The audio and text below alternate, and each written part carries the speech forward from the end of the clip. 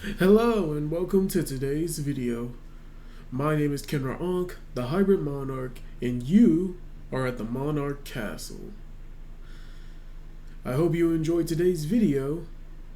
Remember to like, subscribe, hit the notification bell so you never miss another video, and thanks for watching.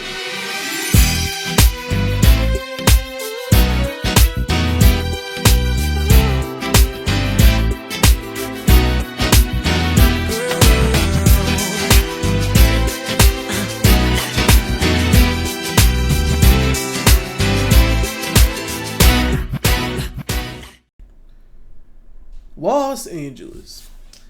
I've never been there. I don't travel. It's crazy. But JaidenAnimations has. And this is her. Oh, I guess she's living in it.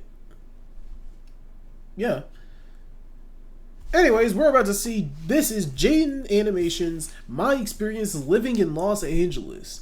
We're about to see what it's like living in a place filled with people like New York City.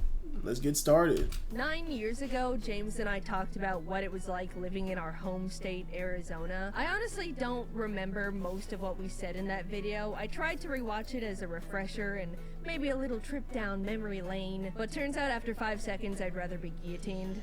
No. We complain about Arizona. No, don't you dare. Oh, I love the little that's so cool. You got this screenshot, then you got the clip about this, and it keeps going down and down. That's great. It's on me. You clicked on this video, you're staying on this video. No funny ideas, alright? The other day I was in the store trying to buy a plain black shirt that was locked up behind those stupid box lockers. So I had to ring an I never employee had that. for a single shirt. A few minutes later, someone came by. Alright, what can I... Oh my gosh. Are you JaidenAnimations? Yeah. No way. I love your videos. Can I get a photo? Yeah. Thanks so much. I didn't expect to see you here. Are you visiting? Oh, no, I live here. You're not in Arizona anymore? And that's when it dawned on me, there is a giant portion of my audience who will not get updated on some parts of my life if I don't explicitly say it in one of my animations. Also, the guy left without unlocking the box, so I had to wait another 5 minutes for him to come back and get the shirt. So yeah, anyone who didn't get the memo, I've been in California for the past 6.5 years. Specifically California? Los Angeles. I honestly can't believe it's been that long already. Hold on. Yeah, I always knew that she lived in Arizona. I never knew that she left.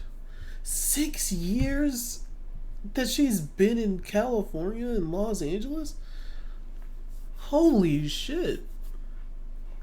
I mean, I don't think she's actually said anything. I'll check my Instagram later, and the proof will be right here. Two in front of my face or on screen. You will see it. But yeah, no, that's insane. That's crazy. Means for the past 6.5 years, I've been doing nothing but complaining about it the entire time. I believe in the compliment sandwich system, though. Not everything about moving to California has been bad. For example, the weather is great. It's always sunny, which, you know, Arizona is too. But like, in a bad way. California doesn't hit the casual 118 everything outside melts and dies degrees like back home. It's vacation weather all the time. I like that part.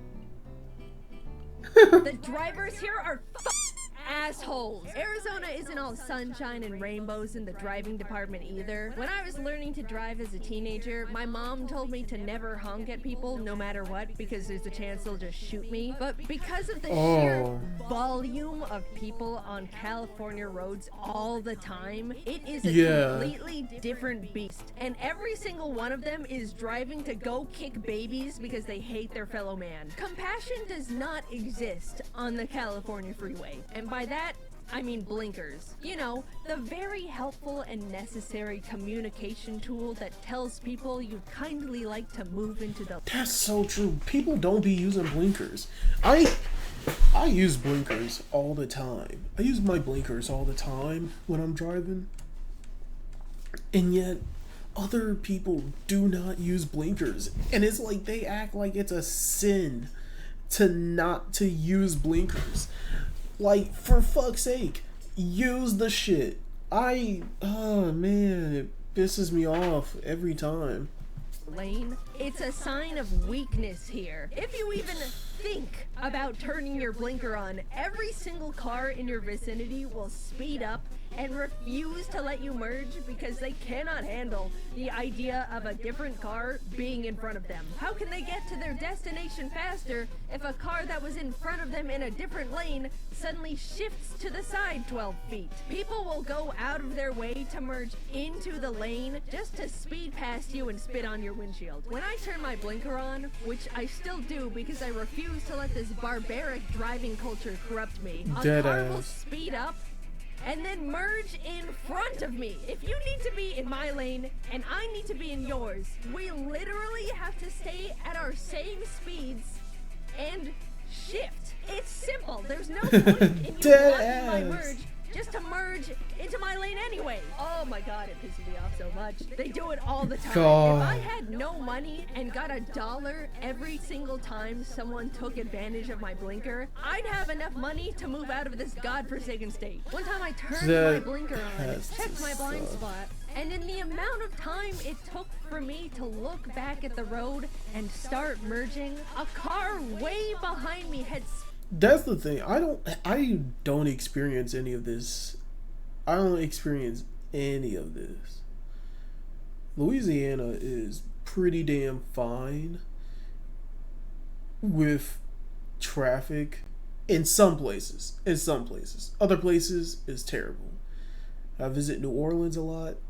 That shit sucks. New Orleans traffic sucks. But also mostly because the roads are terrible in New Orleans. So, you know, it's good. It seems like a good place to live. It's not. Sped up so fast that my car's auto detection had to cut my merge off so I wouldn't hit them. And then that car honked at me. What? Kill us both. All right. I will kill us both. At least I'm Bro, that's only a going thing. a few miles. People. Not only am I forced to drive alongside these bozos, I'm forced to drive alongside them for way longer than I should need to. The traffic is so genuinely bad, I daydream of becoming a better sprinter to arrive at places quicker, because it is genuinely not far from the realm of realism. Either that or get one of those monster snowplow attachments. I mean, seriously. 10 miles? I should not be in the car longer than 20 minutes. Everyone here loves driving 30 over the speed limit anyway. I don't even know what the holdup is. Also, a little tip. If you wanted to find a place to park when you get to your destination, forget you it. shouldn't even be driving in the first place. It's a myth and a lie. 95% You shouldn't of even all try. locations have 0 parking lots. There's never street parking, and if you happen to be a lucky enough soul to find a spot, you can't slow down to parallel park into it because people are either gonna yell at you for clogging the lane or ram into your bumper. It's just an evil trick. So your only choice is to find a parking garage that costs like $20. One time my Really? A lot of parking places in my... A lot of parking places near me, they don't... In my city, don't tip... Well... No, there's a lie. Never mind.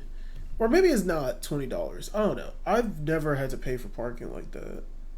Maybe because I don't travel to those places. I don't like leaving my house. I only leave house for like work and groceries. Huh. I don't know. friends and I drove to a one-piece live symphony at the Dolby Theater and decided to park in its parking garage. Oh, what an obvious mistake. Do you want to know how long it took us to get out of that garage after the show when everyone was leaving? 2.5 hours! We parked in the desert.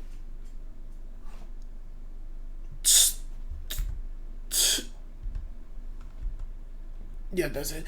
2.5 hours?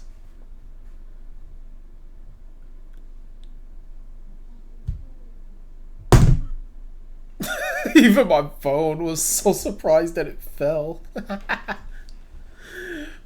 2.5 hours, bro. This is why I pirate all my movies. I'm joking. Not really. This is why I watch all my movies at home. I wait. I either watch someone else watch the movie or I watch the movie myself.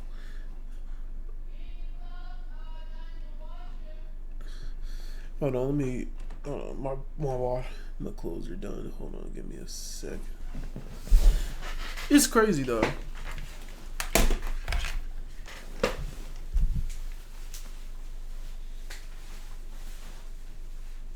Today I'm going to.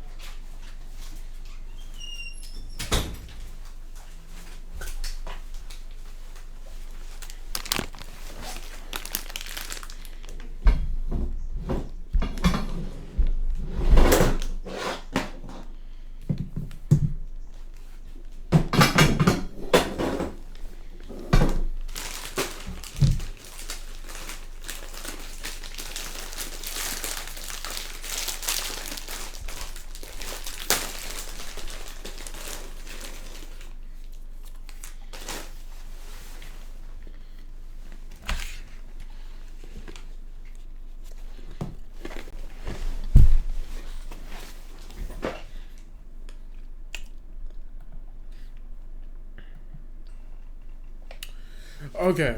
I also got graham crackers. Not graham crackers. I got animal crackers.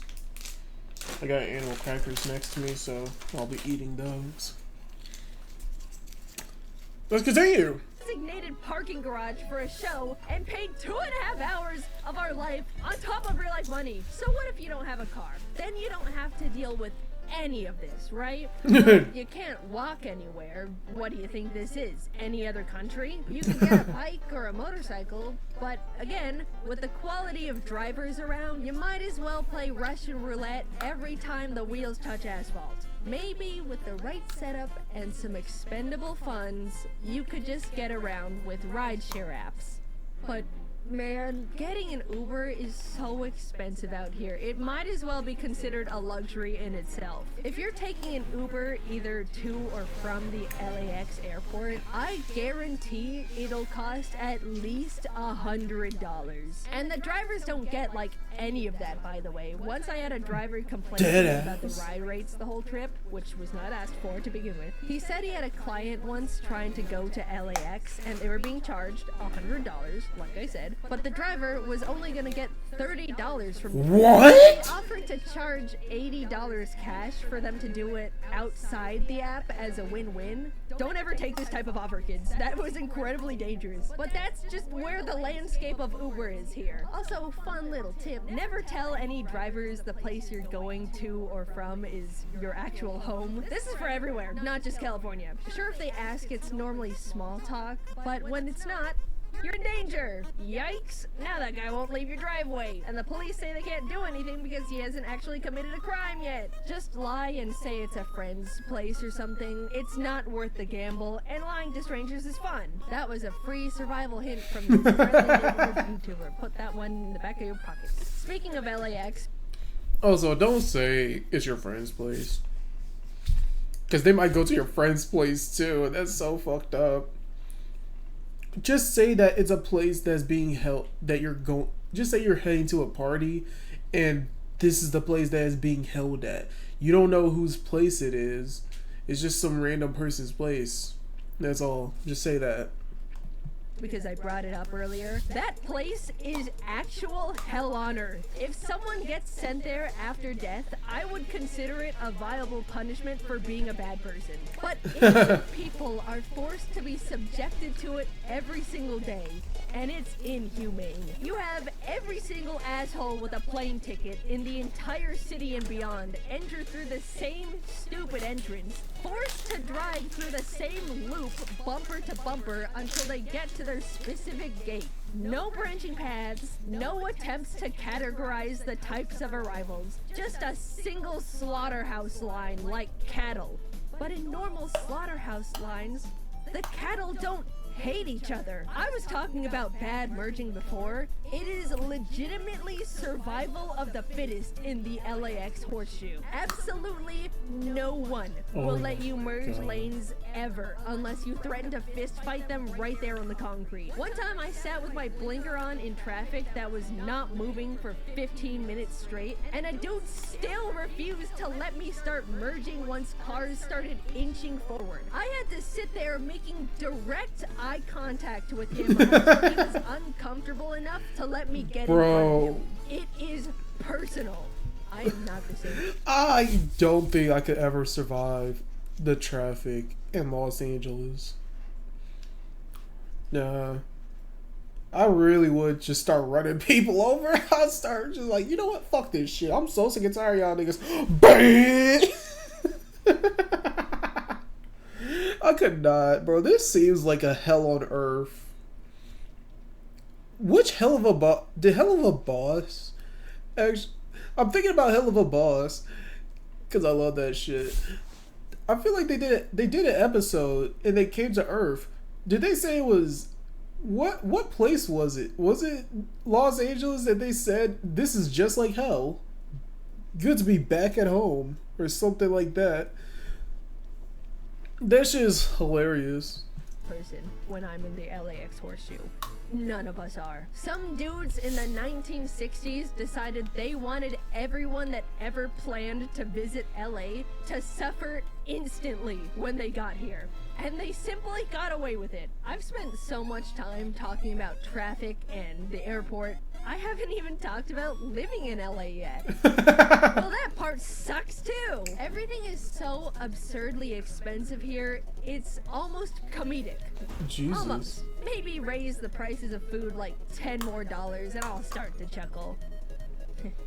Now a burrito's like $40. I haven't even had food out here that's blown my mind. Sure, it's not bad, but when eating out here this expensive, I expect something more to write home about. There are some really fancy restaurants around, but I shouldn't have to spend even more money to eat a meal that makes me go, wow, I will remember this. It's become a common pastime for some people to pull up Zillow and look at all the really crazy expensive multi-million-dollar mansions, fantasizing about what they would do if they were to live in the craziest of homes. But the equivalent of that for me and my friends here is to look at normal homes that are just not in California.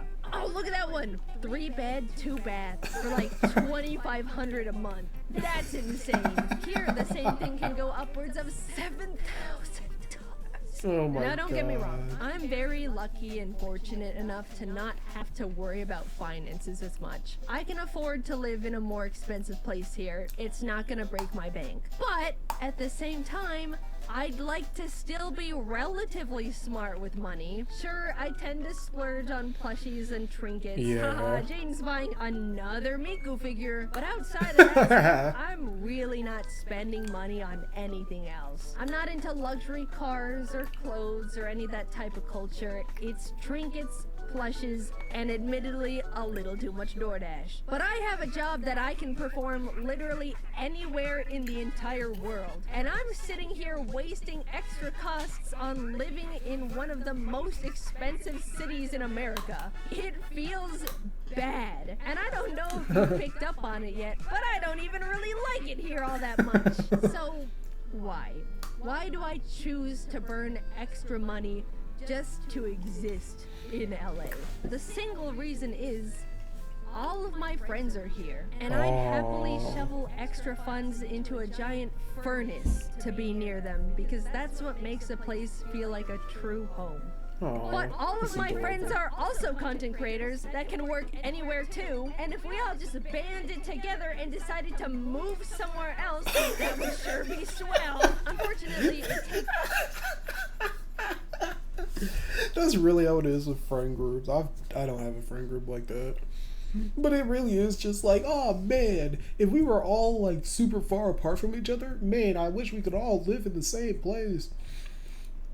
But then if you have a friend group that lives in the same place and all of you agree that this is a terrible place, you're just like, I'm only here because you guys are here. What if we just, I don't know, decide to move out? What if we all decided to just, I don't know, band our money together and live somewhere else?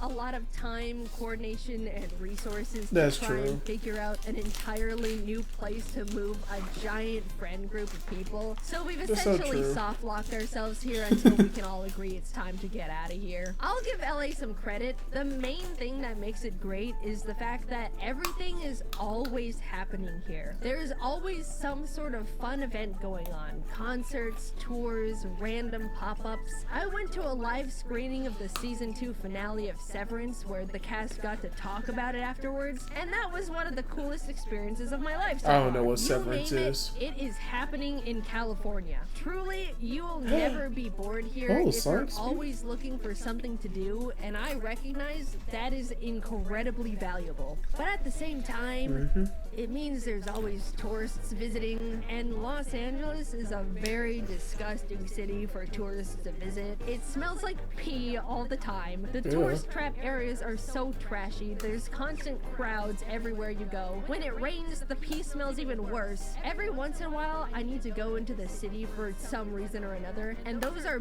bad days. Also, if you want to see all these cool things, you don't have to live in California to begin with. In fact, living here only desensitizes me to all the awesome stuff constantly around. Back when I first moved, I was really close to Disneyland, and for the entire 2 years I spent over there, I only went to the alleged happiest place on earth a single time because of a friend's birthday. That's more of a personal experience though. I know plenty of people who have yearly passes to Disney or Universal who go to them all the time. Yearly passes? What do you need a yearly pass for? How many times do you want to go to Disneyland? It can't make you that happy for you to decide that you want to head there.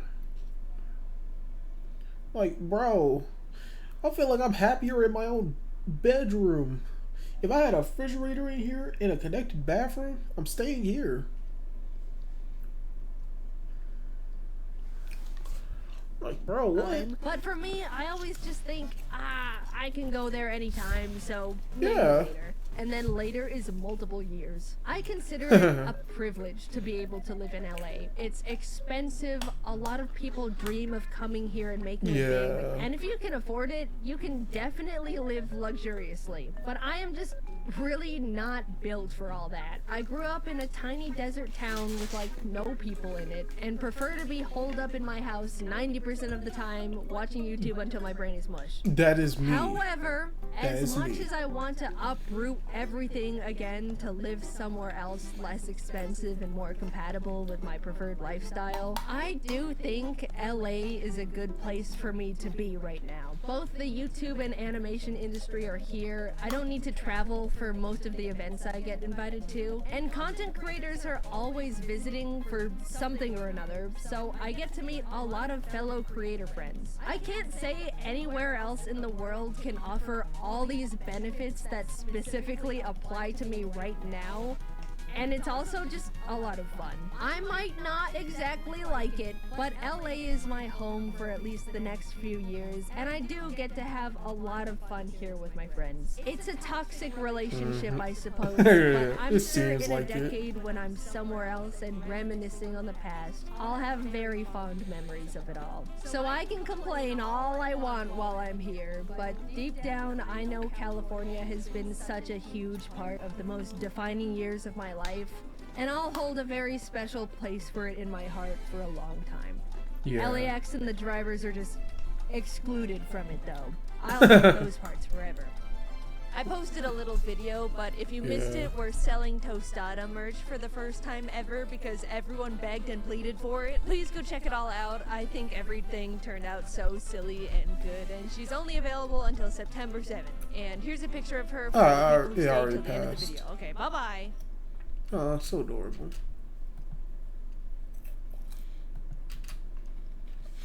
All right.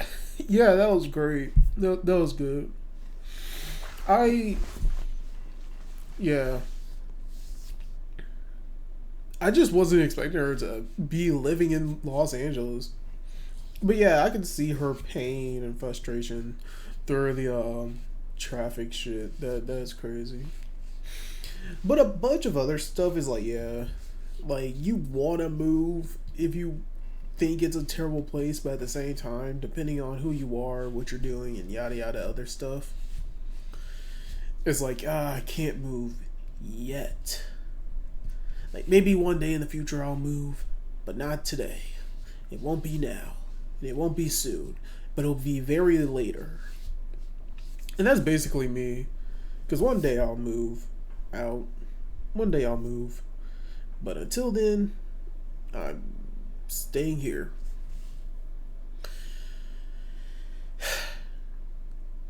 Man, I can't wait to move out. Thank you so much for watching. Remember to like, comment, subscribe, hit the bell so you never miss another video, and share with more people so we can grow our kingdom. Remember, royalty sticks together. Bye-bye.